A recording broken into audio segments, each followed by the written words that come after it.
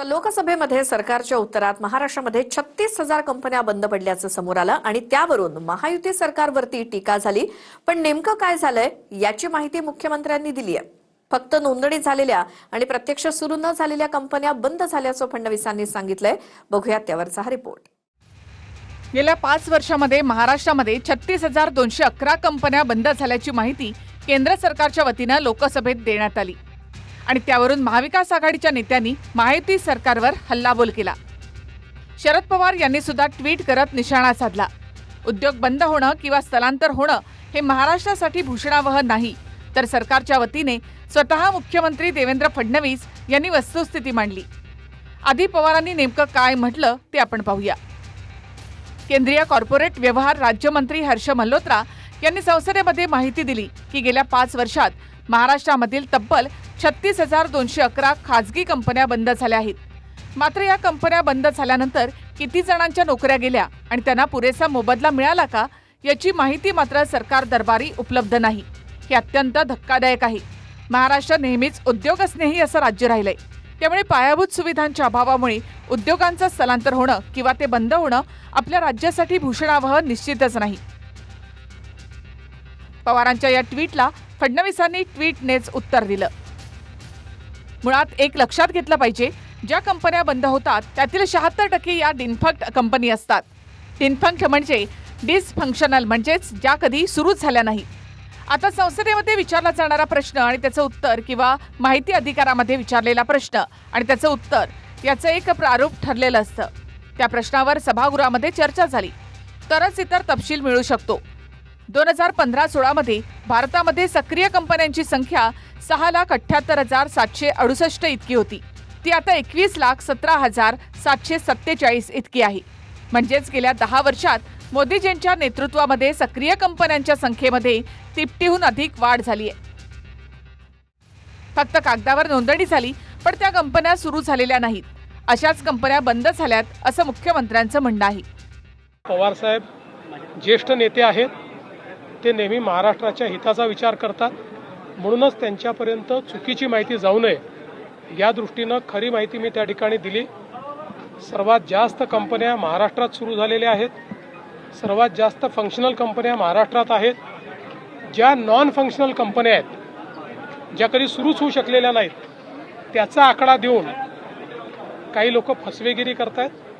मात्र आता माझ्या ट्विटनंतर सगळ्या गोष्टी समोर आल्या। मुख्यमंत्री साहेब असे एखादं वक्तव्य करत असतील की काय नाही, कागदावरच्या कंपन्या होत्या त्या बंद झाल्या, हे हास्यास्पद आहे। खरं तर जबाबदार व्यक्ती आहेत, ते मुख्यमंत्री आहेत या राज्याचे।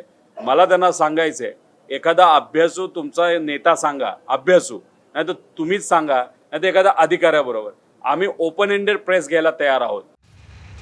पण पुण्यामधल्या चाकणमधील 20 कंपन्यांनी सुद्धा स्थानिक समस्यांमुळे महाराष्ट्राच्या बाहेर स्थलांतर करण्याचा निर्णय घेतला। ही वस्तुस्थिती आहे। त्यावरून देखील शरद पवारांनी लक्ष देण्याची विनंती सरकारला केली आहे।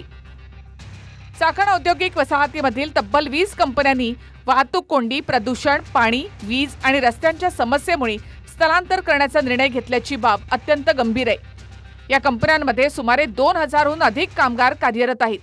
हे उद्योग स्थलांतरित होऊ नयेत, रोजगाराच्या संधी टिकून राहाव्यात आणि राज्याची औद्योगिक ताकद कायम राहावी, यासाठी राज्य सरकारने या प्रश्नाकडे तातडीनं लक्ष देण्याची गरज आहे।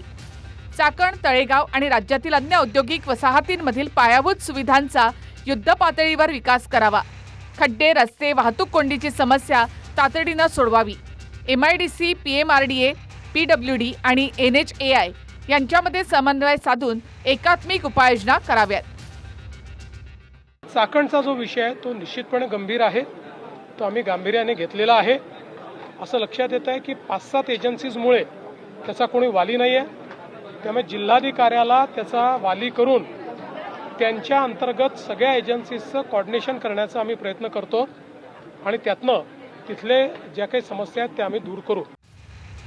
चाकणचा विषय गंभीर हे मुख्यमंत्र्यांनी मान्य केलं आणि आता 16 तारखेला रविवारी उद्योग मंत्री उदय सामंत यांच्या उपस्थितीमध्ये चाकणच्या उद्योगपतींसोबत बैठक लावण्यात आली आहे। किती कंपन्यांनी करार तुमच्याबरोबर केले आणि किती कंपन्यांनी इथं धंदे सुरू केले हे तुम्ही आकडे सांगा। आम्ही तुम्हाला सांगतोय, आहे का धमक या सरकारमध्ये आमच्याबरोबर चर्चा करायची आणि उद्योग मंत्री जे राजकीय उद्योग करत तिथं फिरतायत त्यांनी ते बंद करावेत आणि आमच्या समोर येऊन या आकड्यावर चर्चा करण्याची हिंमत दाखवावी. कंपनीज अधिनियम 213 अंतर्गत रजिस्टर्ड असलेल्या कंपन्या ह्या बंद झाल्यात 5 वर्षामध्ये. व याच्यामध्ये केंद्र सरकारची एक स्वच्छता मोहीम असते.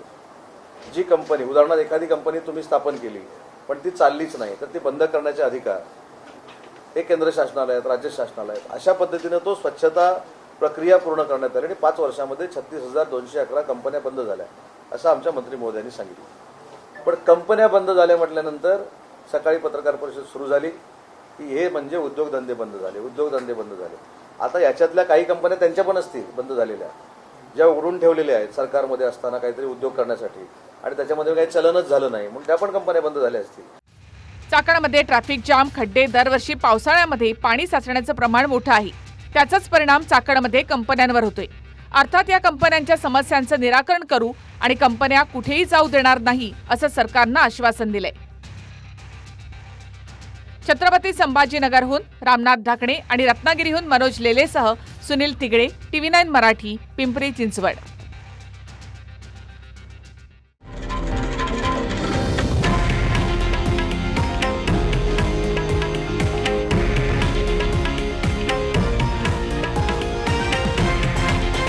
हे आहे देशातील नंबर 1 न्यूज नेटवर्क आणि आपण पाहत आहात TV9 मराठी, एकमेव.